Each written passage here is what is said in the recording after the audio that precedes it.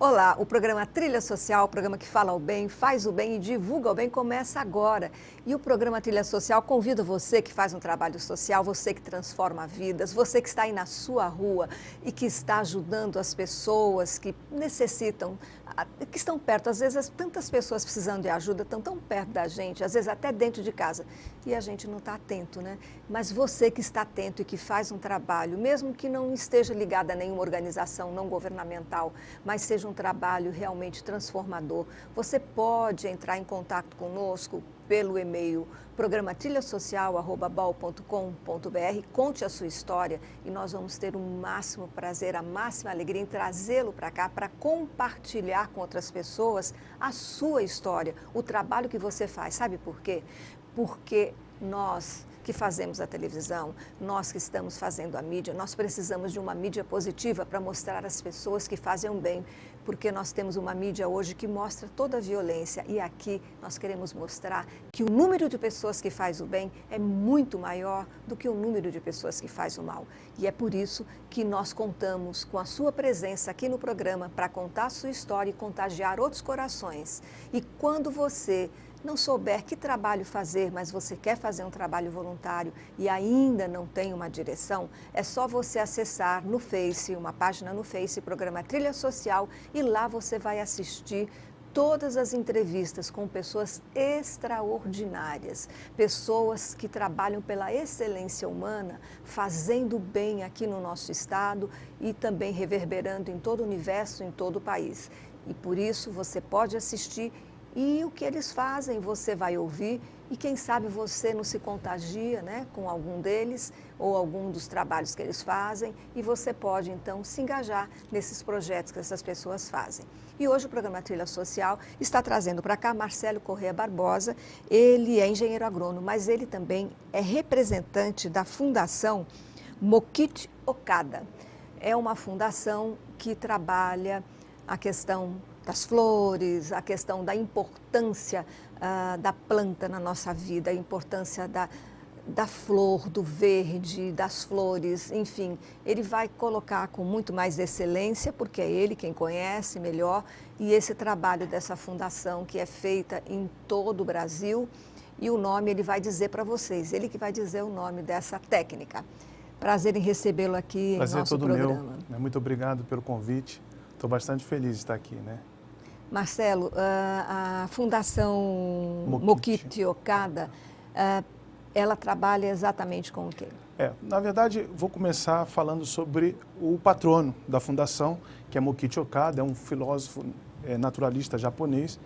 Ele viveu na época até 1954, né?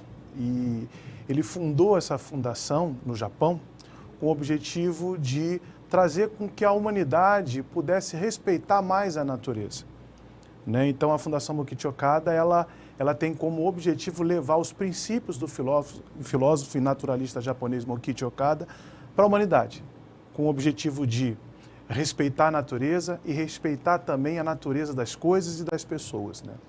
E, através da Fundação, a gente trabalha a agricultura natural e também a arte do Ikebana. A arte do Ikebana. Nós vamos falar já sobre a arte do Ikebana e também da agricultura natural, que é uma coisa maravilhosa e que todo mundo pode ter. Por menor que seja o seu espaço, você pode fazer.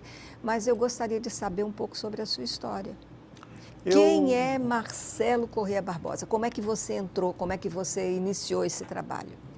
Então, eu sou carioca, né? Vim no Rio de Janeiro. Eu entrei em contato com a Fundação aos 19 anos. E recebi um convite de um representante que pudesse fazer engenharia agronômica. E eu, como gostava do interior, gostava da terra, né, eu comecei a achar que poderia ser. Fiz vestibular e passei. E lá, entrando em contato com a filosofia, com os livros de Mokichi Okada, falando da importância do solo, a importância da alimentação natural, já em 1930, ele falava que a gente teria alimentos e não poderíamos comer, devido ao agrotóxico, né? E a grande preocupação dele era em relação aos agricultores, porque são os que são mais prejudicados com o trabalho do agrotóxico, né, com o trabalho nocivo que o agrotóxico faz, não só para a natureza. É porque quem vende agrotóxico sabe-se que é um tóxico, mas ele não diz qual o problema dele, porque nós aqui no Brasil, nós temos uma deficiência. Nós não fazemos planejamento para 20, 30, 40, 50 anos. Então, o que esse agrotóxico vai fazer com a terra a gente não nesse tem. período, né, de 20, 30, 40 anos, para aqueles que virão, porque nós estamos aqui para preparar. Nós temos que viver, mas nós também temos que deixar para os que virão uma condição de vida básica. Isso. Principalmente porque está ligado à semente, à alimentação. A terra é o que nos dá o alimento.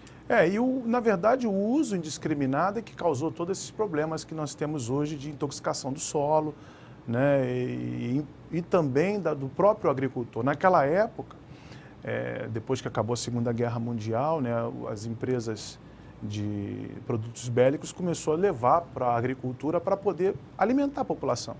Até que era um bom objetivo, né? Mas com o tempo se tornou um pouco, vamos dizer que, muito financeiro, né? Capitalista. Capitalista. A finalidade era mais pelo dinheiro. Foi. O interesse econômico superou o interesse social, né? Então isso acabou que na década de 30, Mokichi Okada ele já estava prevendo isso, né? Por isso que eu considero ele um visionário. Ele previu que a gente ia entrar nesse colapso alimentar. Apesar de nós termos à disposição bastante alimentos, mas a grande maioria é contaminado. Então, na realidade, ele era um grande observador, isso, né? Porque nós vemos assim, o oriental, ele observa a natureza e busca estar de acordo com ela. Ele obedece às leis da natureza. E tem um ditado que diz assim, que para você comandar a natureza, você precisa primeiro obedecê-la, né? Verdade. Observá-la e obedecê-la, né? Então, lendo e observando Mokichi Okada, eu me apaixonei pela filosofia e resolvi seguir, né? Então, eu sou formado desde 2000, né? Já tem 17 anos que eu sou formado e venho não só na parte da agricultura, mas também do relacionamento humano, venho trabalhando esses dois pilares na minha vida como profissional, como pessoa, né, como ser humano.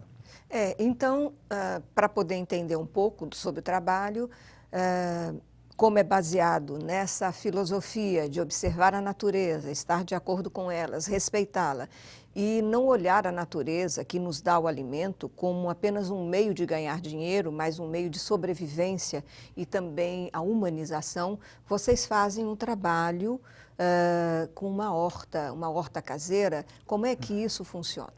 A horta no lar, ela tem dois objetivos. Eu queria explicar antes que tudo que a gente não conhece, tudo que a gente desconhece na vida, a gente ou repulsa ou ignora, né? Então, a horta caseira ela vem com um grande objetivo. O primeiro objetivo é o respeito à lei da natureza. Isso aí é o grande norte da Fundação Mokichi Okada, o respeito à lei da natureza. E o segundo é o respeito da natureza das pessoas e das coisas. Todos nós temos uma natureza, todos nós somos diferentes. E a horta caseira, ela vem nos ensinar, através da observância do crescimento daquela planta, que todo ser vivo ele é diferente. Mesmo nascendo em condições iguais, sendo criado em condições iguais, eles podem reagir diferente. Inclusive existem, quando você planta várias sementes, nós sabemos que sempre existe uma perda, ou seja, não são todas as sementes que vão vingar, né? Não são todas elas. E aí, esse trabalho, quando ele é levado, como é que vocês desenvolvem esse trabalho com as famílias? Porque é uma horta familiar, né? É uma horta que vai ser feita dentro da sua casa e ela tem uma finalidade, observar o crescimento, seria isso? Na verdade, essa observância, os objetivos primeiro, não só o crescimento, mas fazer com que aquela família respeite a natureza. Hoje, infelizmente, as pessoas não sabem nem de onde vêm, às vezes, os vegetais, né? Vem do supermercado. A gente sabe, vem da caixinha do supermercado. Vem da caixinha do supermercado. Então, quando você observa como aquela planta cresce, o tempo que ela leva, né? Às vezes a dificuldade que você tem de manejo daquela planta, primeira coisa, você tem sentimento de gratidão a quem produz. né, o agricultor que faz isso todos os dias, anos da vida dele, para poder alimentar toda a sociedade, todos nós. Você tocou num ponto muito interessante.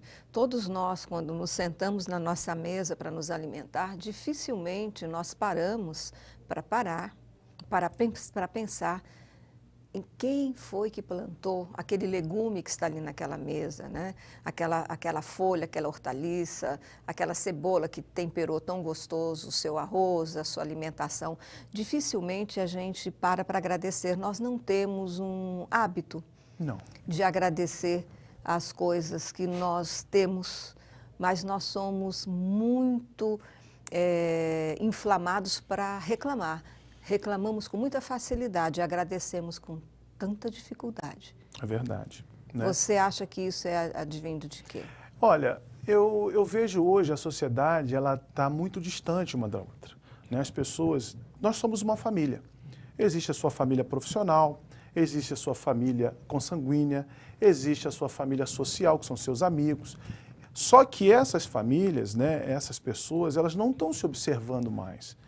Elas passam, hoje a era do computador, do smartphone, a gente passa um pelo outro assim, sem observar, sem ver. É virtual, hoje virtual. É tudo virtual. Nós temos coragem de falar, de se manifestar virtualmente, mas a relação pessoal não tem. Né? E essa falta de observância, como eu falei no início, acaba criando uma distância entre as pessoas. Ou a gente repulsa, ou a gente ignora. Né? Então a horta caseira ela tem um objetivo social para que as pessoas que estejam plantando, empiricamente, comece a ganhar de novo, trazer de volta essa observação. Então eu mesmo tenho na minha casa, então a gente vê que um tomate cresce, né, o outro geneticamente igual não consegue crescer e o cuidado é o mesmo. Né? E se a gente colocar isso para o dia a dia, para as nossas famílias, nós temos irmãos que são gêmeos, né, monozigóticos, praticamente iguais e têm comportamentos diferentes. Então, o que leva a isso? Somente a observação. Somente você ter esse trato pessoal. A gente respeitar o ser humano na sua plenitude, em toda a sua natureza. Então, a partir do momento que eu comecei a fazer a horta caseira no meu lar, eu comecei a observar mais a minha família, observar mais as pessoas e entender que cada um tem uma forma diferente de se desenvolver. Isso não significa que está errado nem certo, simplesmente que cada um tem a sua maneira de ser. Isso. Ela pode ser diferente, embora ela tenha a mesma finalidade. Todos somos humanos, né? E precisamos nos compreender, nos respeitar. Mas essa questão da horta caseira, ela é muito interessante porque quando você coloca principalmente seus filhos, né? Não os pais, que nós que somos mais velhos, né? Já não fizemos isso, não tivemos esse hábito, mas se você adquirir e passar para os seus filhos, isso vai dar diferença na vida deles lá no futuro.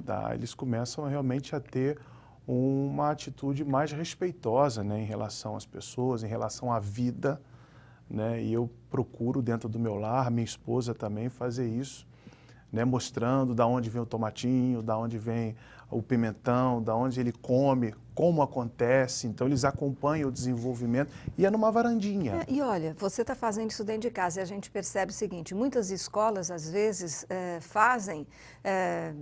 alugam um ônibus para levar as crianças para irem até um local onde tem plantação para as crianças terem um contato. Existem crianças que nunca tiveram contato de estar brincando com terra, de estar vendo realmente uma árvore de perto, principalmente quem vive em grandes cidades. Sim. Nós aqui em Maceió, nós somos privilegiados porque nós temos aí o mar, nós temos os coqueiros, a gente vê, né, que dá coco, a gente pode ir lá tomar uma água de coco, algo que você já pode pegar ali na hora. Mas existem pessoas que vivem em grandes centros urbanos que realmente não conseguem.